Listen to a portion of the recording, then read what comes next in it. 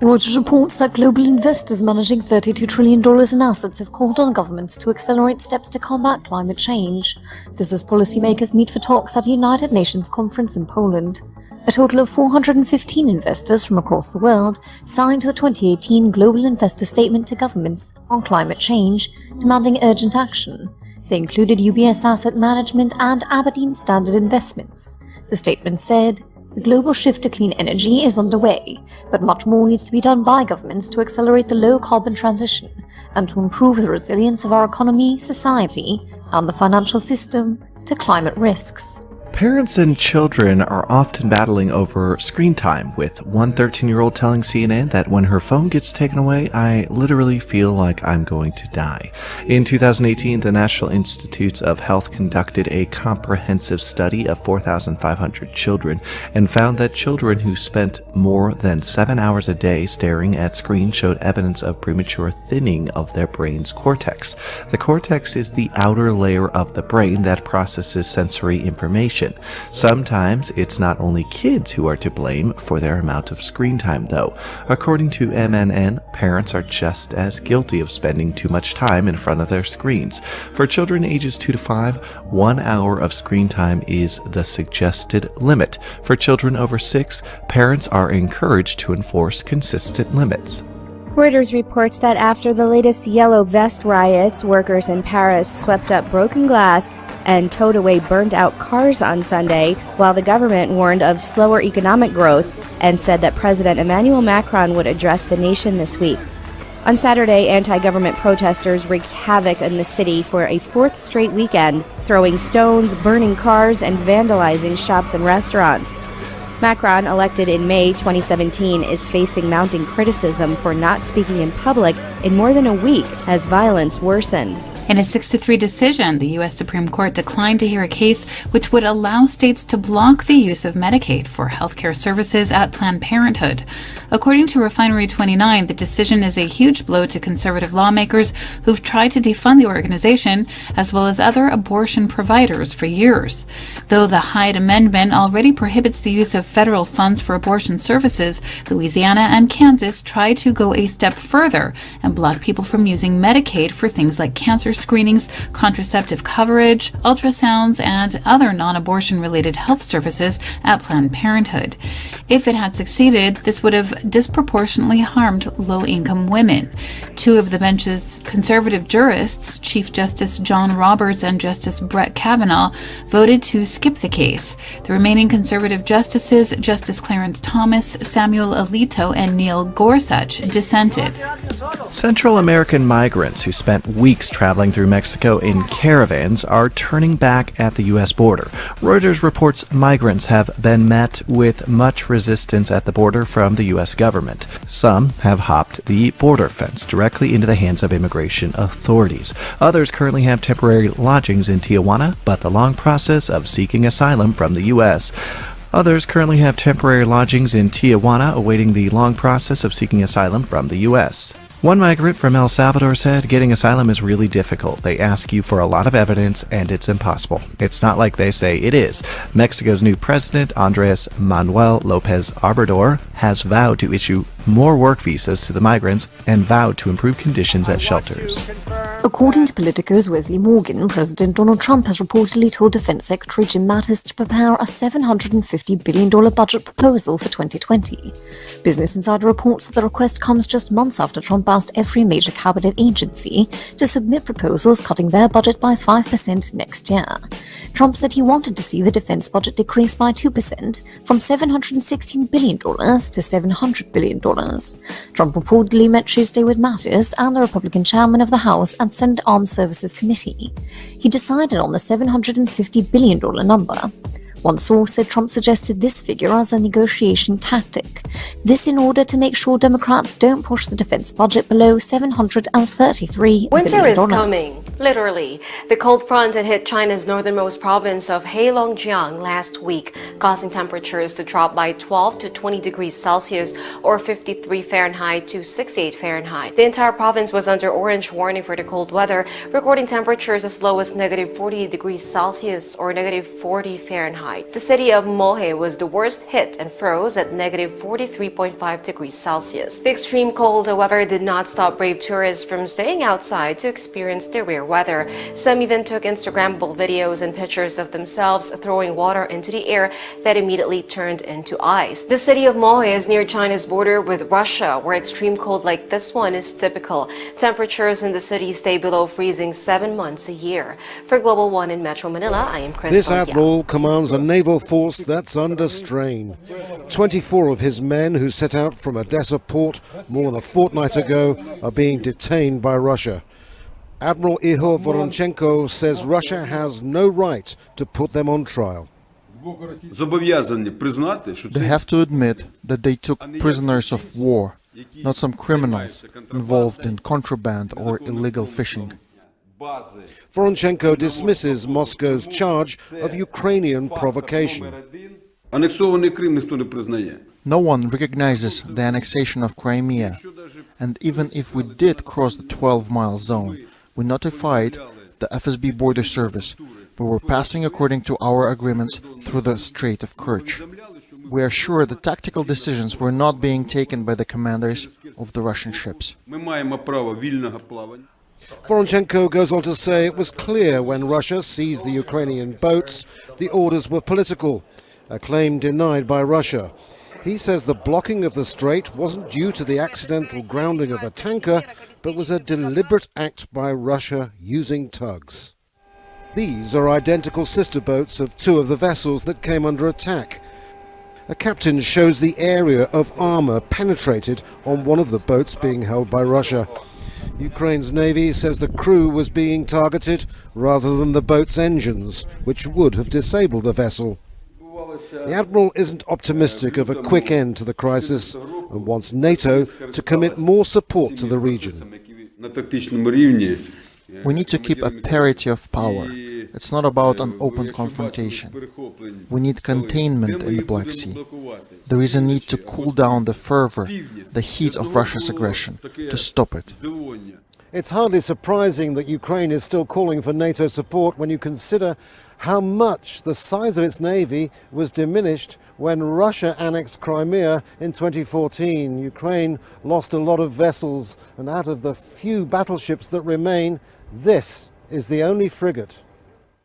Outgunned and outmaneuvered by Russia, this navy has to be defensive. Its hopes for a quick release of its captured crews have to lie with the offensive mounted by diplomats and political leaders. Andrew Simmons, Al Jazeera, Odessa, Ukraine. According to Business Insider, India and China, the world's two most populous countries, have a long history of conflict. In recent years, India has been watching China's navy expand into the Indian Ocean. In response, India is going to use its New Delhi fleet to try and maintain its border in the Indian Ocean. India currently has 140 warships and 220 aircrafts as part of its naval resources.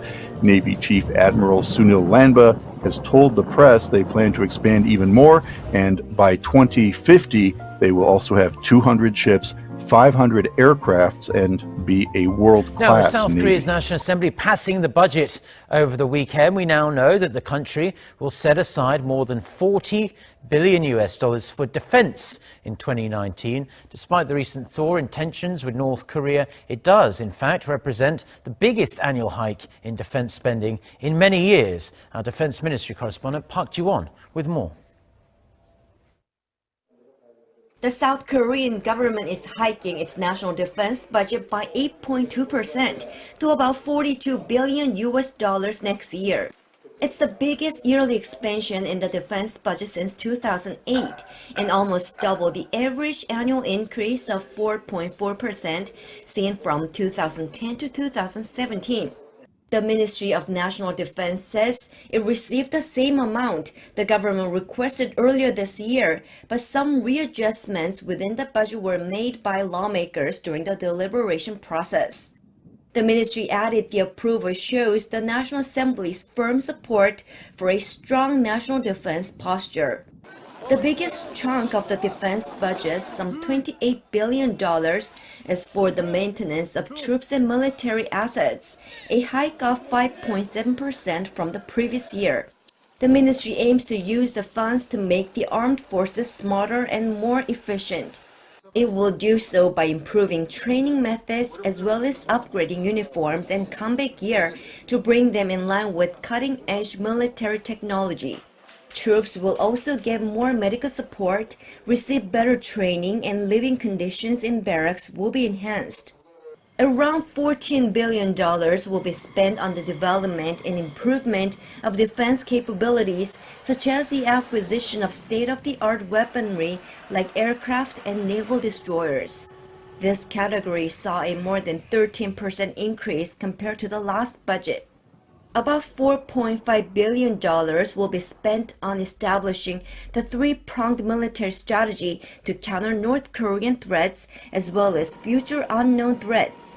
They are namely the Kill Chain Preemptive Strike System, the Korean Air and Missile Defense System, and the Korea Massive Punishment and Retaliation Strategy. Another $4.7 billion will go towards strengthening the command control system in line with preparations for the transfer of wartime operational control from Washington to Seoul. About $9 million has been allocated for the implementation of the Inter-Korea military agreement, such as the removal of some frontline guard posts in the demilitarized zone. Another $10 million has been set aside for projects linked to the recovery of Korean war remains. Park Ji-won, Arirang News. According to Reuters, over the weekend, a powerful winter storm has hit the southeast U.S. and has knocked out power for more than 380,000 customers. These power outages have forced the cancellation of hundreds of flights. According to the National Weather Service, authorities are urging residents to stay off the roads as snow, sleet, and freezing rain are expected to continue into Monday morning. Many people have taken to Twitter to share photos of the unusually harsh weather while using the hashtag Snowmageddon 2018. If anything, Mexico's northern border is a symbol of inequality. On one side, a world of privileges, and on the other, stories of people in search of an opportunity. This family from El Salvador came first in the early morning to check the situation. Climbing is not easy. The boys are petrified, and one shouts, "Don't hurt my mama or my papa." They keep on trying, in eyesight of the American Border Patrol, who laugh loudly as they fail and finally walk off, exhausted. This part of the wall was built nearly 25 years ago during the Clinton years. It's been fortified by several administrations since. The razor wire was added a few weeks ago. If the heavy presence of the American Border Patrol is meant to be a deterrent, it's not working. These young men jumped over in a matter of minutes. They have nothing to lose. About an hour later, another group arrived. Kelly Maldonado left Honduras with her twin daughters. Along the way, she became friends with Elda and her 3 children. They are relying on each other to take the leap across the border. Kellyn was hesitating at first. She told her daughters she was risking so much so they could get an education. But then, it goes very quickly. The men first, then one child, another, and yet another. It's now the turn of Kellyn and Elda. It's too difficult. The Border Patrol has already surrounded those who jumped. It's too late for them. One of Kellyn's daughters sneaks back through the bars. She pushes her back into the United States, a desperate gesture by an anguished mother who has little to offer. I have to go to my children, she keeps on repeating, as a border guard carries them away. The rest of the group is also led away, detained, but now they have the right to claim asylum. Elda is in pain and wonders what will happen to her 18-month-old baby. She was still breastfeeding him. We ask where the children will spend the night. I don't know, is the answer. Then it slowly sinks in. The children are in the US, but Kellyn and Elda are still in Mexico, separated by the wall. They will try again and again, this time in search of their children held somewhere in America. Hud Abdel Hamid, Al Jazeera, along Mexico's northern border. When Mount Pinatubo erupted in the Philippines in 1991, it spewed 20 million tons of sulfur dioxide into the stratosphere. The cloud mixed with water vapor and circled the globe for 22 days. Average global temperatures fell by about half a degree for 18 months. Scientists think that this effect could be mimicked to help tackle climate change. They propose a technique called solar geoengineering, and recent research suggests it could be remarkably cheap.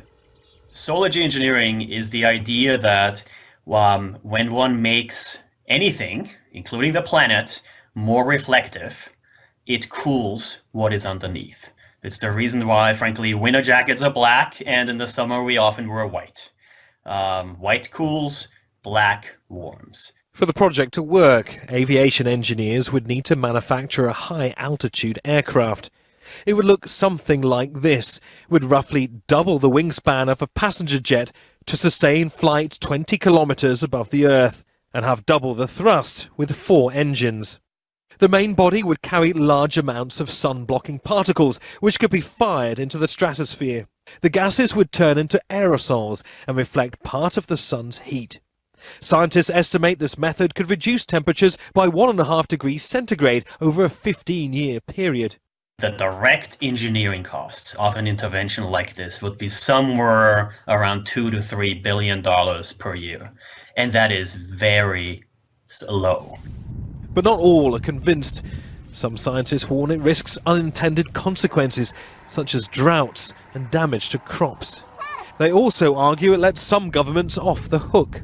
The problem with this sort of idea is that it can encourage governments to feel that it's less urgent to do something about greenhouse gas emissions. So they think that if they do solar geoengineering, they don't need to worry quite so much about stopping fossil fuel emissions. I think that's very risky. There's worldwide consensus that carbon emissions need to be cut to tackle climate change. But with the effects of global warming already being felt, some are looking to science to find a solution where governments have failed. Neve Barker, Al Jazeera. Khalida Al-Yas is one of thousands of Yazidis once driven to the mountains of northern Iraq ahead of an onslaught by ISIL in August 2014. Khalida lost 37 members of her extended family.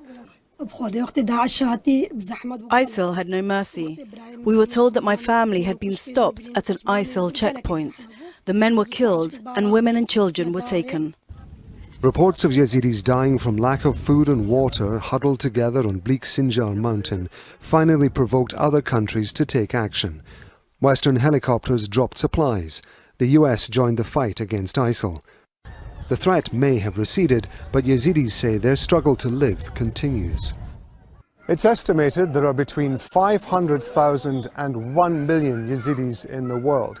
Most of them are here in northern Iraq, and many of them live in camps like these. They say they've been persecuted for hundreds of years because of their religion. They say there's part of their religion which is misinterpreted. To the Yazidis, the ferocious attack by ISIL in 2014 was just another attempt at what the UN describes as genocide. Some aid organizations are still working in Yazidi camps, but global help is dwindling. They think that the Daesh is over here, so they are concentrating on the other places.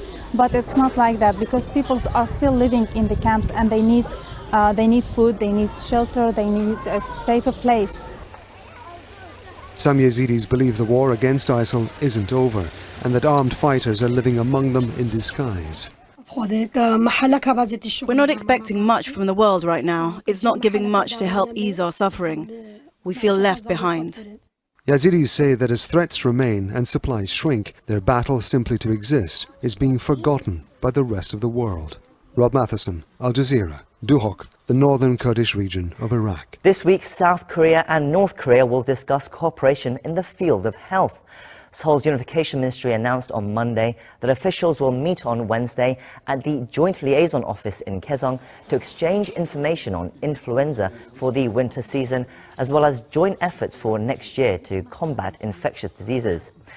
The talks follow the first inter-Korea meeting on health and medical care in 11 years, which took place on November 7th. The ministry says the two Koreas will hold a meeting on Friday at the liaison office about sports as well. There, they'll focus on sending unified teams to the 2020 Tokyo Olympics and possibly co-hosting the Summer Olympics in 2032. On Monday, an intense snowstorm headed out after dumping up to 2 feet of snow on parts of the southeastern United States. According to Reuters, the storm left one person dead in North Carolina and cut off power for more than 200,000 other people. School was canceled for the day across North and South Carolina and Virginia. Emergency officials warned that heavy snow and icy roads were slowing their responses to reports, such as those of hundreds of stranded motorists.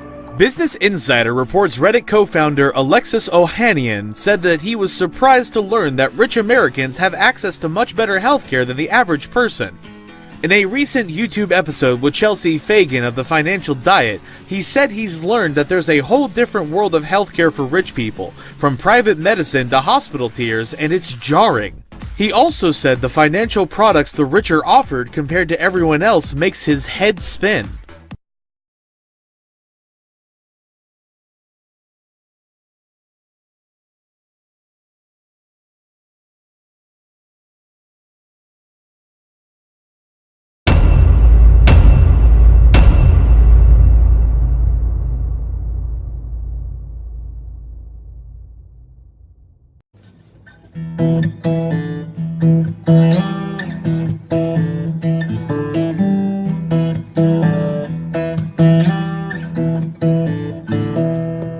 Earthbound dragon, never no more.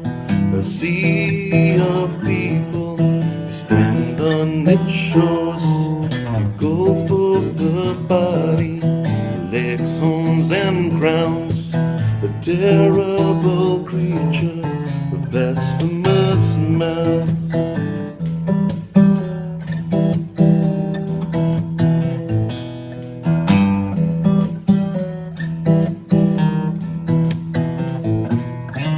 A leopard in stature, feet like a bear, a mouth like a lion, the dragon's new hair.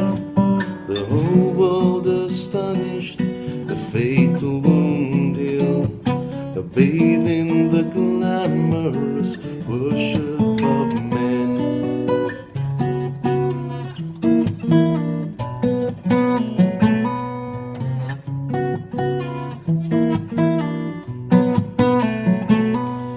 To him given power to conquer the saints, to rule every nation and bask in its praise.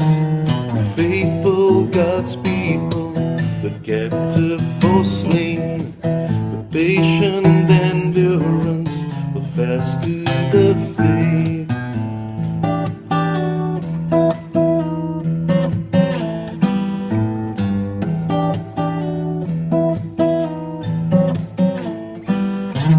The earth births another with horns like a ram. It speaks like a dragon, deceiving all men, performing great wonders, the whole world to see.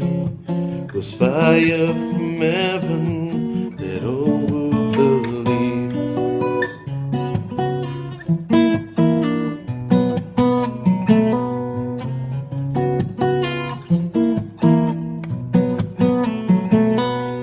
Sets up an image and makes it to speak that all men must worship the beast from the sea.